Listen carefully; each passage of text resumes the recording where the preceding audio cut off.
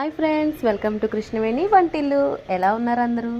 ఇప్పుడు నేను చెప్పే రెసిపీ చాలా ఈజీగా చట్నీ అండి. టిఫిన్ చేసేటప్పుడు ఒక్కొక్కసారి చట్నీ ఉండదు కదండి, అలాంటప్పుడు చాలా ఈజీగా స్పీడ్గా అయిపోయే చట్నీ పల్లీ చట్నీ. ఇందులో జీలకర్ర లేదు, వెల్లుల్లిపాయలు లేదంటూ ఏమీ ఉండదండి, చాలా ఈజీగా అయిపోతుంది.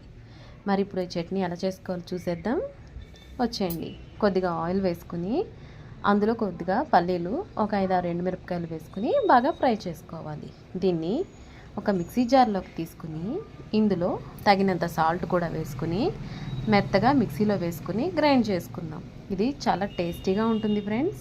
అండ్ ఫ్రెండ్స్, మీ అందరికీ నేను ఒక విషయం చెప్పాలనుకుంటున్నాను. అది వరద బాధితులకి మా తరపు నుంచి మేము ఫుడ్ ప్రొవైడ్ చేయాలనుకుంటున్నాము. ఇది వీడియోస్ కూడా నేను మళ్ళీ మీకు అప్లోడ్ చేస్తూ ఉంటాను. దయచేసి మీరు కూడా వరదలో చిక్కుకొని ఆహారం లేక బాధపడే వాళ్ళందరికీ సహాయం చేయాలని కోరుకుంటున్నాను friends. Okay friends, thank you for watching.